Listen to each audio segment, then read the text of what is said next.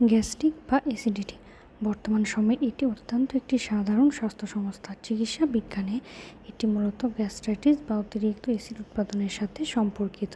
আমাদের অনিয়মিত খাদ্যাভ্যাস, মানসিক চাপ এবং অস্বাস্থ্যকর জীবনযাপনের কারণে এই সমস্যা দিন দিন বেড়ে চলেছে। অনেকেই অবহেলা করেন, কিন্তু এই সমস্যার পেছনে লুকিয়ে থাকতে পারে আলসার, যা ব্লিডিং, রক্তশূন্যতা, এমনকি ক্যান্সার হয়ে উঠতে পারে। মনে রাখবেন, সময় মতো সচেতনতা মানে সুস্থ জীবন। গ্যাস্ট্রিক কী? গ্যাস্ট্রিক বা পেপটিক আলসার ডিজিজ হলো পাকস্থলী বা ক্ষুদ্রান্তের ভেতরে দেওয়ালের ক্ষত হওয়া।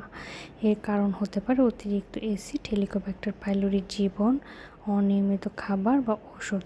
আলসারের ধরন: গ্যাস্ট্রিক আলসার যেটা পাকস্থলীতে ক্ষত হয়, ডিউডেনাল আলসার ক্ষুদ্রান্তে ক্ষত, স্ট্রেস আলসার শারীরিক চাপের কারণে, ড্রাগ ইনডিউস আলসার ব্যথার ওষুধের কারণে।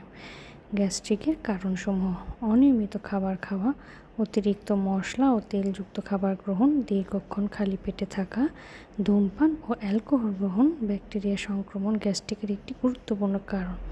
অতিরিক্ত চা কফি খাওয়া এবং মানসিক দুশ্চিন্তাও এই সমস্যাকে বাড়িয়ে তুলতে পারে। লক্ষণসমূহ: বুক জ্বালা বা পেটের মাঝখানে জ্বালা পোড়া, খালি পেটে ব্যথা বা খাওয়ার পর ব্যথা, বদহজম, পেট ফাঁপা বা ঢেকুর ওঠা, বমি বমি ভাব বা বমি, ওজন কমে যাওয়া যেটা অনিচ্ছাকৃত, কালো পায়খানা, ব্লিডিং হলে, অতিরিক্ত গ্যাস্ট্রিক বা অম্বল বা গ্যাস জমা হওয়া। টেস্টসমূহ: আপার যে এন্ডোস্কোপি করা হয়, পাকস্থলীর ভেতরে অবস্থা দেখার জন্য হেলিকোব্যাক্টার পাইলোরি টেস্ট করা হয়, সিবিসি করা হয়, রক্তশূন্যতা আছে কিনা, স্টোল ফর অকাল্ট ব্লাড, গোপন ব্লিডিং আছে কিনা। এছাড়া আলট্রাসাউন্ড করা হয় পেটের গ্যাস আছে কিনা দেখার জন্য। কোনো কোনো ক্ষেত্রে এক্সরেও করা হয়ে থাকে।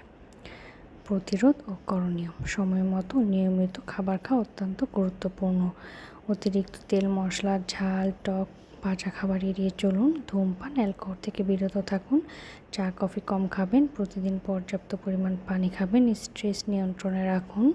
রাতে দেরি করে খাওয়া ও খেয়ে শুয়ে পড়া বাদ দিন। ওজন বেশি থাকলে কমান।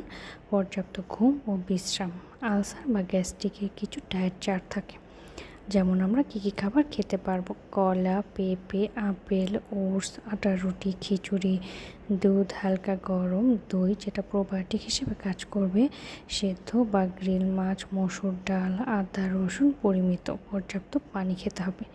এড়িয়ে চলতে হবে অতিরিক্ত ঝাল ও ভাজা খাবার, টক ফল, ফাস্টফুড, কোল্ড ড্রিঙ্কস, চা কফি, চকলেট। খেয়ে শুয়ে পড়া এবং অনিয়মিত খাওয়া। মনে রাখবেন, গ্যাস্ট্রিক হালকাভাবে নিলে এটা আলসার, এমনকি রক্তপাত হয়ে গ্যাস্ট্রিক ক্যান্সার হতে পারে। সময় মতো টেস্ট ও চিকিৎসা